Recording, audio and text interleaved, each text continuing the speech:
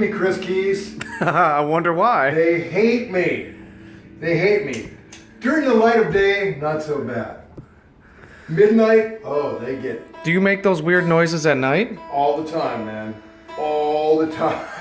Sometimes when I'm playing, sometimes I'm just walking around the house. My neighbors hate me.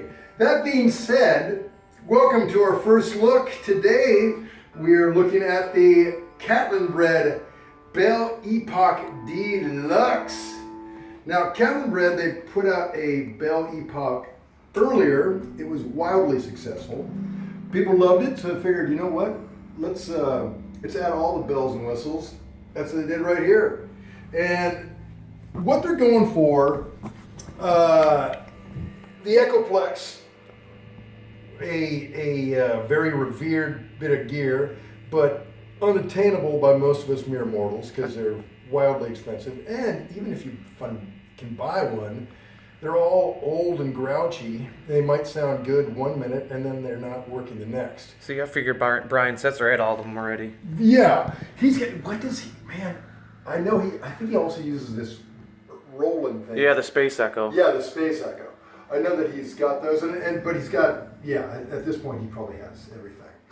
And more importantly, he has that massive talent. So it doesn't matter what the hell he's plugged into. It's going to sound fabulous. But for the rest of us, mere mortals, this is a great way of getting that Echoplex deal. Catalinbread, they really did it right. They maintained. They wanted to be able to get all those sounds in a box. The first thing they did, interestingly enough, is start with 22 volts of power, which the old Echoplex had. You know, that big cord you just plug right in, had 22 volts. So they found a way to convert a 9 volt to 22. So I'm just using a standard. There's on my pedal board here, and I ran it off that. So standard, power. But it's converting it to 22 volts, and they say that makes the difference in the tone. But man, coming in, that whole kind of old school rockabilly tone, it's like I don't know, I couldn't hear the difference. I couldn't. There's those. But who are we? Yeah, exactly. There's those of you out there that can. Anyway, let me tell you about some of the cool ingredients. So. Right here, this gives you 6 different voices. And I had it on the first one, which is the classic Echoplex 3 voicing, slightly bright repeats. And in conjunction with that, I was using this expression pedal. And here's what's cool. This switch right here, you put it one way and it controls one thing. You put it the other way, it controls the other thing. And it changes for each setting. But on the first one, when it's this way, when it's this way, I'm controlling the volume of the effect. When it's this way, I'm controlling the depth. So really cool to have those options. I'll just show you right here, right quick. Whoops, got to turn it on. My bad.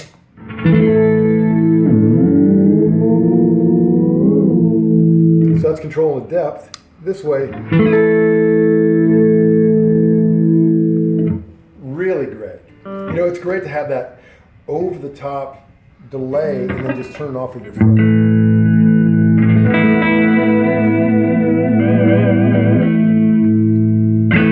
Love that. Now the other secret ingredient is this guy right here. Put that on and suddenly you're into infinite repeats, whatever you hit. So.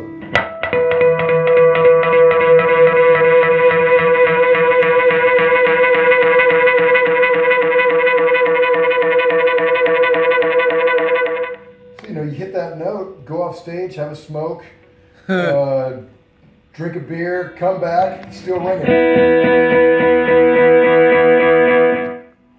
So very cool. Another thing, you might notice how those repeats have that real gritty growl to it.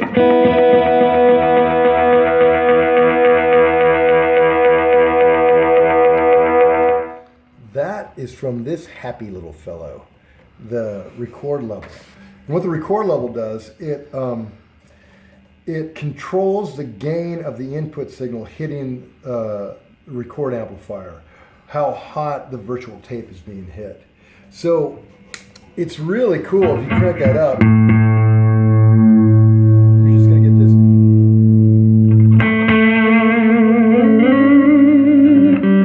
Really nasty.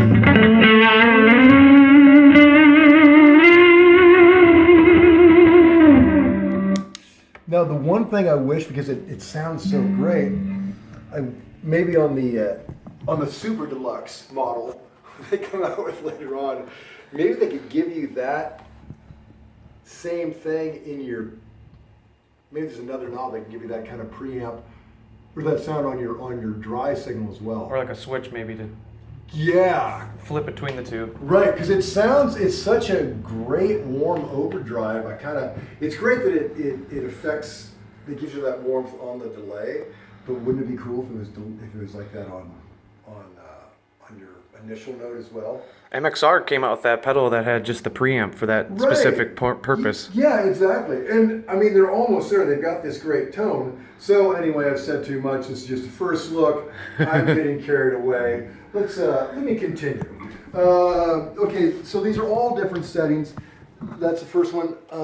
This third one is a roto swirl, and this controls. It can either control the the depth of the modulation or the time. So get this.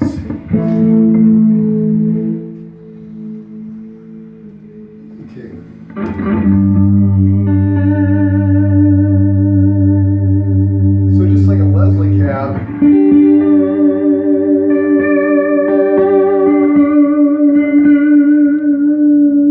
you can kind of hear it going up and down, depending on how you want.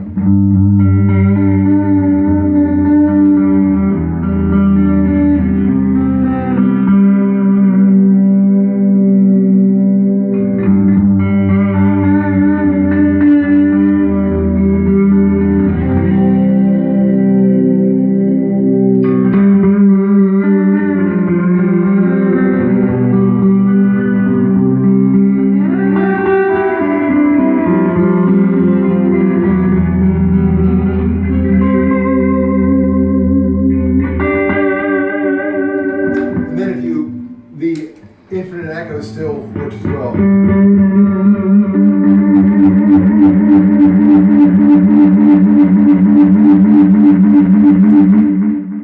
Really cool. Then switch this over this way and it'll control the depth.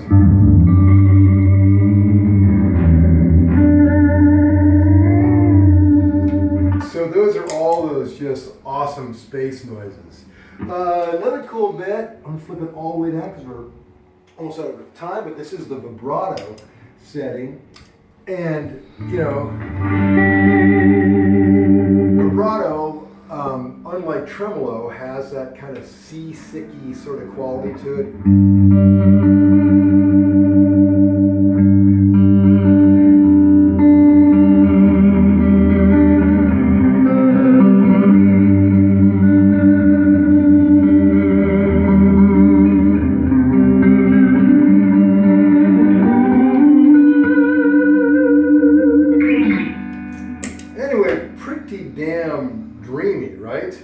A lot going on. A lot going on, and a lot of ways to affect your tone. And what a great way to be able to have. Speaking of that, we just did that rig rundown on Magpie Salute, and Rich Robinson. Magpie Salute is Rich Robinson's new band with Mark Ford. So those two guys from probably the greatest lineup of the Black Crowes in their long career. Anyway, they've got this new band, the Magpie Salute, and Rich is running 2 of the full tone tape delays back by his amp. And I mean, they sound great, but they're wildly expensive and they are maintenance. Even the new version with an easy pop in out tape is still like more maintenance than most of us mere mortals can put up with. So very, very cool, and a very cool rig rundown, so check it out this Wednesday. Yep. Other than that, we've got, what else we got? Well, we got stuff. but why don't I just play us out of this thing? Let's put on let's put on some random drum machine thing and see what happens. I'll just spin some knobs. Make magic.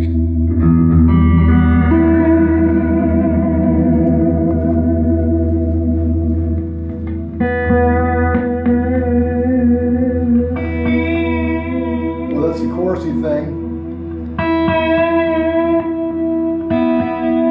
Ooh, this is called dark analog.